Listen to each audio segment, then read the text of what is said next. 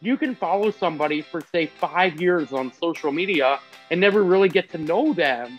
But you pick up a phone and you talk to them, you can know more about them in 5 minutes.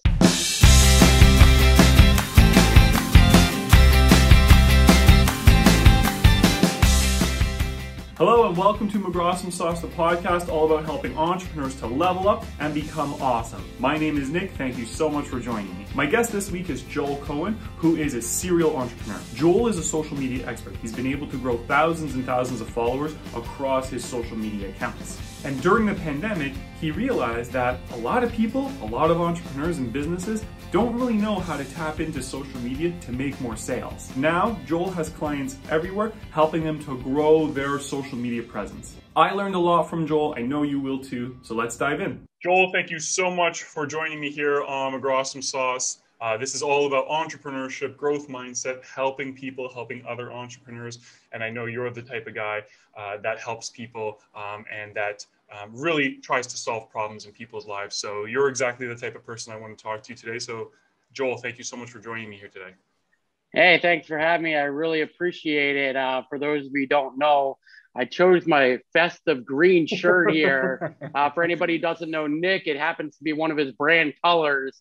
So I figure we do a tie-in for Nick. For anybody watching, here's your green for you, buddy. There's my mcgrawesome sauce green, my mcgrawesome green. I'm not quite wearing my mcgrawesome pink to counter you. I have a bright pink shirt. I could do that, but I'm feeling pretty comfortable in what I got. This is a salmon. This is a salmon color for all those who are listening and not tuned into the YouTube.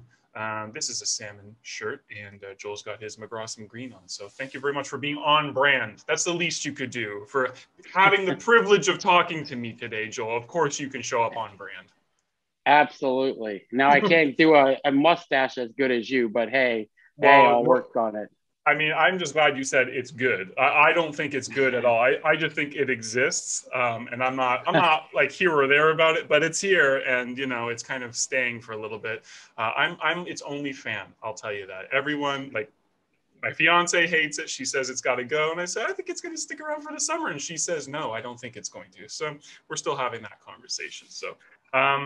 But yeah, Joe, this is the Mustache Chronicles, the Colored Shirt Mustache Chronicles, only here on mcgrawesome Sauce, where we like to do fun things. Joel, thank you so much for being here with me today. I want to dive right in with you, man, and I want to talk about, like I said, entrepreneurship, growth mindset, and I know you subscribe to those things for sure. And I know, because you've told me your story, but I want you to tell me again, I know that you have kind of found a new calling, or at least found more of yourself in the business that you want to run during the pandemic. Because as we record this, it's still pandemic season. It's still pandemic times, and it's on its way to being lifted, but we're still in the thick of it. And I know that you have found a way to help people who are struggling, much like I did, much like a lot of entrepreneurs took the opportunity to use the pandemic for what it is. It's an opportunity. So tell me a little bit about that. Tell me about what you're doing, how you started it, and who you're serving. Yeah, so I'll backtrack a little bit, and I could go my full length of the story, but we could save that for later on in the video. More specifically, to answer your question of the pandemic.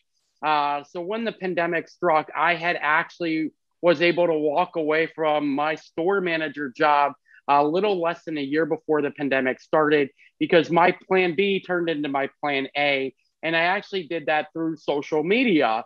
And I grew my business through social media before the pandemic and walked away from my job.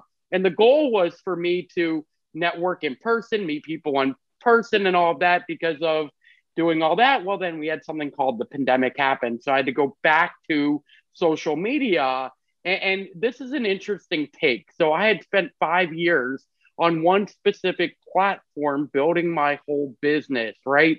Well, what happened during the pandemic is the platform just didn't have the reach, didn't have the organic views, didn't have the type of caliber that I wanted for my business. So I knew that I had to pivot, right? Like any business-minded entrepreneur during this pandemic, you're going to be faced with some obstacles. So that's exactly what I did. I looked at different social media platforms in which that I could grow my business. And obviously I strategically chose one specifically because the platform that we chose essentially you can connect with other like-minded individuals, which is actually how me and Nick met ourselves. And you're like, well, how are you doing this on this? Be a little more specific for us. So let me tell you exactly how I've been able to use this social media platform as I've pivoted. And it was a strategic choice because there are options. You can choose 5, 6, 7 different social media platforms. And my one thought for you would be this is, wouldn't you want to be all in somewhere? Wouldn't you want to be where your like-minded audience is? So if you're a business owner and you know your clientele, you know your customers, wouldn't you want to be where they're at? Right. And I had thought my social media platform for the past 5 years, and it helped me grow my business to where I'm at today. But when I pivoted, everybody on the social media platform is a targeted customer or, excuse me, or a prospect. So then how do you put your business out there on social media? And I'm going to talk about 2 realms for you just so I can be long-winded, right? So we're going to talk about the first realm of, let's just say you are a small business owner, right? How exactly would you brand yourself on that social media platform? Really comes down to 2 words. Ready? Value, consistency. Value and consistency. And if you're going to brand yourself and you are the entrepreneur, you are the business, you are the face of the Nick mcgrawesome awesome sauce, right? You are the green, you are the pink. How do you brand yourself, right? Value, consistency. Weird. It's the same thing for both. The difference is you can follow somebody for say 5 years on social media and never really get to know them, but you pick up a phone and you talk to them, you can know more about them in 5 minutes than you can in 5 years, which is how me and Nick connected. So you want to know my tips or tricks or strategies for how I've been able to pivot. It's mindset, knowing that I needed to make a change in my business. It's consistency and value on a new platform, and realizing that I need to have more conversations with people after I've identified who my target market is and who my target audience is.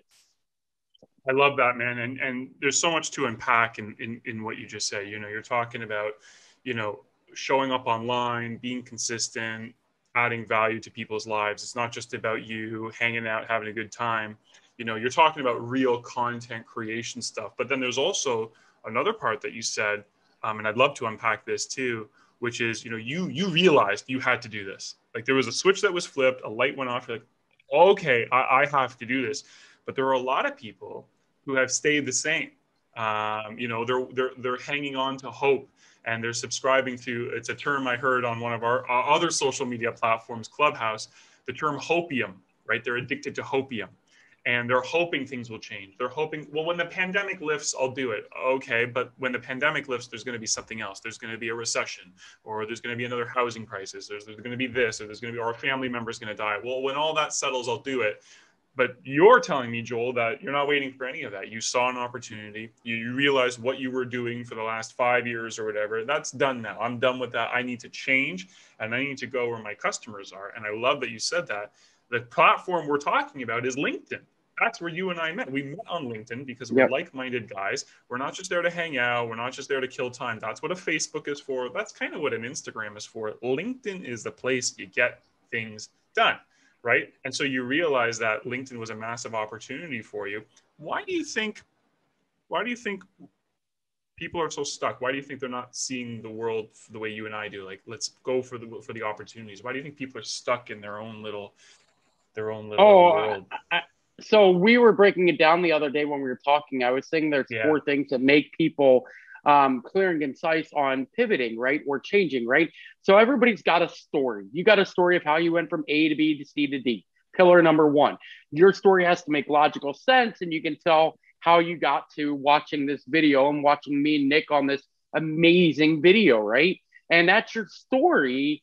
But then the next part is where it starts to get interesting. So basically, Nick said you had to. Your back was up against the wall. You realized that. Why did you change? The why. And looking at the camera, I'll tell everybody what my why is. See, I'm a dad to 2 boys. I'm happily married. And here's the thing. I've got some debt.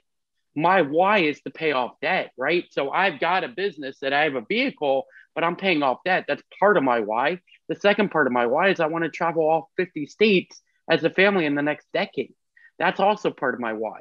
The other part of my why is I want to look my kids in the eye when they're seniors in high school and say, we can go anywhere on the road we want to go, pick up a spot, right? And so that is why.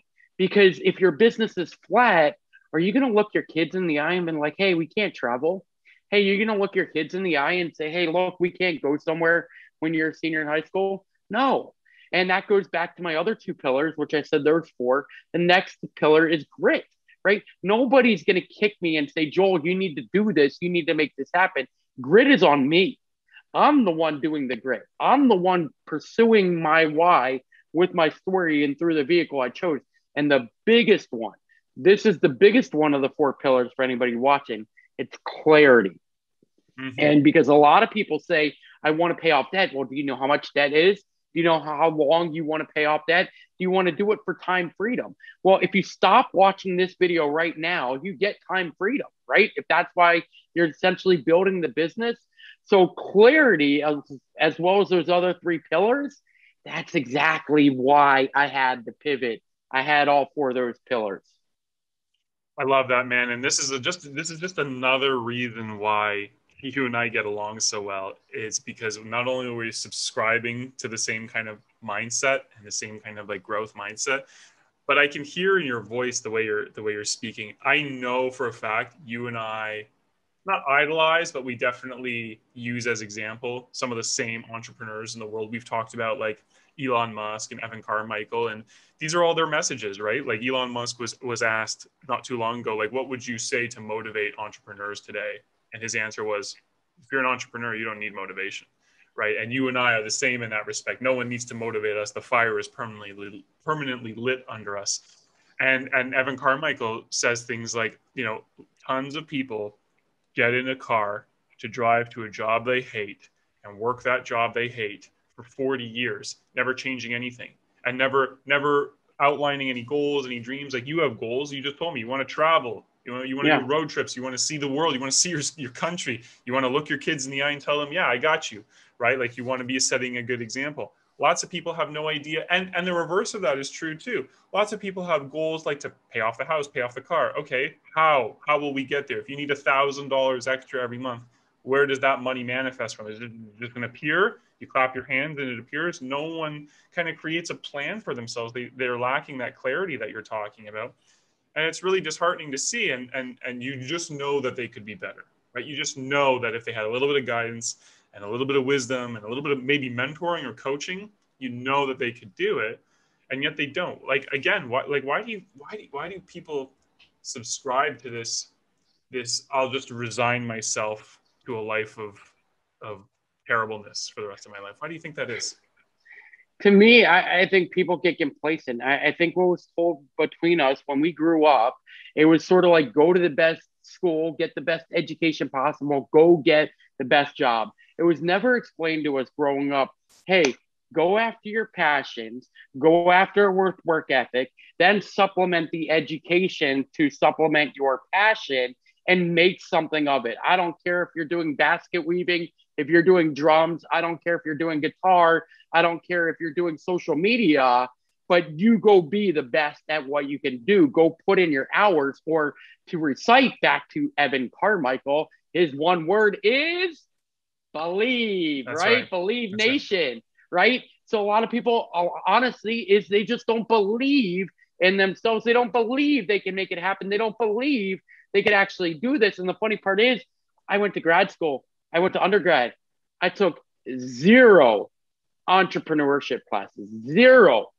And the thing about it is, if I could go back and do it, I would take a boatload, right? Yeah. And the irony is this, I would be that person who'd be working 40 years at the same dead end job. I would be that person if I didn't have all this debt and realize that my job couldn't pay for my debt, couldn't provide my family the lifestyle that I needed. I wouldn't have been looking for something else. And because of my debt is where I got to today, because it's sort of like if your back is against the wall, or we'll quote somebody else, since we haven't brought up every famous motivational speaker, we'll bring up our boy Eric Thomas. And what he says is if you got to be hungry or less brown, right? They kind of have similar messages, right? Less brown, you got to be hungry, right? Eric Thomas, all about grit, all that. But like, if you're not hungry, if your back isn't against the wall, you just get complacent. You're like, oh, I want to watch TV. Yeah. Oh, I just want to go relax on the couch. Oh, I don't want to do anything on the weekend. Well, you know what that's doing is that's creating the same lifestyle that you've had, and you're not really speaking into existence what you could become, who you could be, who you could impact, who you could inspire. I totally agree, man. While everyone's sleeping and resting, you could be getting ahead and you could be doing something great with your life. We talked about briefly about how you and I have met, and that was on LinkedIn. And I think what drew us to each other was not only are we hanging out in the same circles, like we're hanging out, we're connecting with other entrepreneurs and like-minded individuals, but also I think our content attracted us to each other. You know, you're posting, you're doing exactly what you're saying. You're consistent. I see a post from you every single day. You're engaging your audience. You're asking them questions. What do you think of this? Even if it's something simple like, are you a night owl or a morning bird? Something really simple, entrepreneurial in scope, but something super simple. You're engaging and you're making sure you show up every day. And so that's that consistency. I do that too, not as consistent as you, but mine are value packed. They're always dripping with value, packed to the top with value as I'm expressing an idea or I'm unpacking something. I've often told other people, especially some of my coaching students or some of my clients, listen, to be a content creator, it's like going to the gym. Okay. The first time you go to the gym, if you go to the gym one time, you don't leave the gym and think, okay, I'm strong. Like, you don't just do one session at the gym. You don't spend an hour at the gym and go, well, that's all the fitness I need. I've done it. I'm now fit for the rest of my life and we're done, right? It's going every single day for like a year. And then that's where you'll see the dividends paid. You don't measure yourself day to day to day because you wouldn't see results in the mirror. But if you measured yourself from Jan 1st to Jan 1st, all of a sudden you're going to see a massive change, right? You would even see it a little bit sooner than that, probably 6 months, right? Making content and being a content creator, which is what being a business owner is today, it's part of that, is that consistent input to get that consistent output, to get the results. And that's one of the reasons why you and I connected, because we loved each other's content, right? Do you believe, like I do, that like in order to get ahead today, in order to get seen, you have to show up, you have to put in that consistent effort, and it has to be packed to the top with value for people, like interesting thoughts, interesting messages? Do you believe that's one of the ways you've been able to get ahead? Yes, and I think you left out one key point, which I'm going to Oh, add. So I go think for it. you've got great points. But for anybody who's been watching Nick, what makes Nick different than everybody else? He is his own brand. He is unique to himself, and he's not a copycat of somebody else, right? So when you're talking about branding, it's exactly that. But if you want to know what actually gets you ahead, yes, it's consistency. Yes, it's value. And the third point, I guess, which I didn't allude to earlier myself, is be yourself, right? So one of the ways I actually grew my profile on a different social media platform a couple years back is I live in a cold weather state. I like to grill. I branded myself as a snow griller. In fact, I even made it so far that I made a video about being Olympic sport. I actually won a speaking competition by branding myself as an Olympic snow griller. And you're like, well, how does that have anything to do with what you're doing today? It has everything because it makes me me. And you're like, but Joel, you live in a cold weather state. You just work and you come home. Like, how can I stand out? How can I be unique? Well, here I am telling you, I like to grill in the snow, right? So whatever it is that makes you different, like if you are the mustache king and you've got the prominent mustache, that becomes your brand. That becomes your logo. That becomes who you are. And guess what? Your tribe will find you. And what you can be doing on social media or wherever you choose to build your platform, be consistent, be value, but be you. And really take some time to understand who you are as a person, what you bring to the table. Because Nick brings a lot of things to the table I don't. I probably bring a lot of things to the table Nick doesn't, and or vice versa, right? Maybe your mom, maybe your dad, maybe your grandfather, maybe you're a young student, maybe you have a passion for math, maybe you hate numbers, right? Vice versa, maybe you like to cook. But whatever area that makes you unique or makes you different, own it, run with it, and make it part of you and be okay with it, even if it's a quirk or even if it's something you might get picked on. Own it to the nth degree, and I guarantee that will set you apart. And that's a huge, thank you for saying that, man, because that's a huge part about being a personal brand. You and I are both personal brands. Yes, we have clients and we talk about them too in the work we're doing, but like you and I are both repping ourselves. Like we're both a personal brand. And so the only way you're going to be able to get any recognition or any kind of respect is to be yourself. It's called in another word, it's called being authentic. It's called being you. You're not going to be able to fake someone else for too long. You might be able to fake it for a couple months, but soon the cracks are going to show. And who you are showing up online and your messaging aren't going to align anymore. Whereas it's easy to be me and it's easy to say the same message because I'm not lying to anybody, and neither are you. You're showing up as your true authentic self all the time. It's so much easier and it's so much more liberating. The truth will set you free, right? I see a lot of people, like you said, copycats. I've had my style at least attempted to be ripped off a few times. I see some people trying to copy what I'm doing. I'm like, you're not going to be able to do that. And, I guess if imitation is the greatest form of flattery, that's all great because I still know that people know where the authentic article is. They know where the genuine article is. It's on my LinkedIn profile, or it's on my Instagram, or it's my website.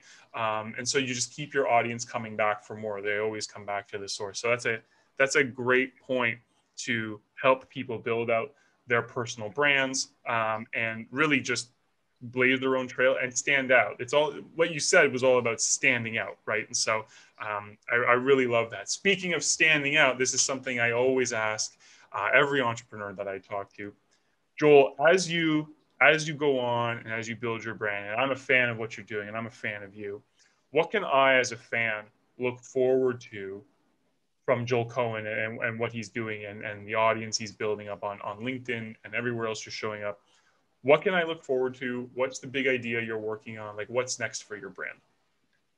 Yeah, I think it's a great question. So what you can expect from me is value.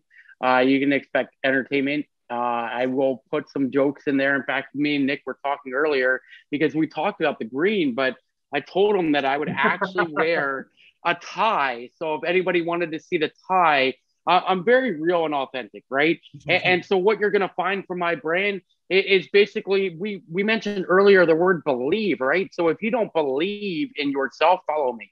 I'll give you the inspiration. I'll lift you up, or even like, man, Joel, you're always so positive. Yeah, because it goes back to what Nick talks about on all these podcasts. It's all about mindset. It's all about the daily discipline of what you do on a day in and day out basis. And you can choose to be happy. You can choose to see something in a different light. So many have heard so many times, life isn't about what happens to us. It's about how we choose to respond, right? Somebody with 6 figures in debt, somebody who's struggling throughout every aspect of life, somebody who's a victim, which was me in 2016. And how did I flash forward 5 years to the day to right now? And how did I transform? Because guess what? I took ownership of my life. I took ownership of snow grilling. I took ownership of my debt. I took ownership of being a dad, being a husband, being in shape, providing value, providing inspiration. And here's the biggest thing, right? They say readers are leaders. So 2004 to 2019, I probably read 15 total books. 2019, January 1st, 2019 to today, I'm at 81. Oh, wow. 81 books since January 1st, 2019. Readers are leaders. So you want something to change the world? Go read a book. Everything you want is in a book. So there you go. 2 things I got out of that. 1, we got to start up your snow grilling YouTube channel. Apparently, I have to make a logo for that. I don't know what it looks like yet, but I got to brand up snow grilling because I love that. Because as a Canadian, I totally approve. I grill. I may not be grilling in the coldest months, like December and January, but as soon as mid-Feb comes around, I don't care how much snow. I need it at that point, right? So I'm with you to a point. I really want to see snow grilling come together as a brand. And it sounds like we have to start a book club. It sounds like we have to have some sort of book exchange. You're not that far from me. I know where you are. You're just down the street from me here in Toronto. So I know that we could probably start a book exchange together. We probably got some of the same authors that we love. So I love that. Absolutely. And I think that's what you were alluding to. Like, what is the audience going to expect to see? Well, every time I read a new book, I'll be sure to post that on social media. You can follow along. You can ask me for book tips. You can ask me for recommendations. Because really what me and Nick are doing this is we're out here making this video to help others, to inspire others, to talk about our story, our journey. So maybe you can join us on your journey throughout life. And at the end of the day, the more people you help, the better your life is going to become. So if you've got anything from this video or from this podcast, we all win, right? We're all making our lives better, right? That's what the world needs. That's what social media needs, not necessarily all the politics and everything else going on, which we don't need to talk about, but the world needs more hope, needs more leadership, needs more thoughts, needs more inspiration or belief, or believe, the word that we keep coming back to. I love it, man. Joel Cohen, thank you so much for taking the time to talk to me today. This has actually been super, super motivational, and I can't wait to catch up later. Thanks, Joel. Absolutely. And everybody else, have a Thai day. Oh my God.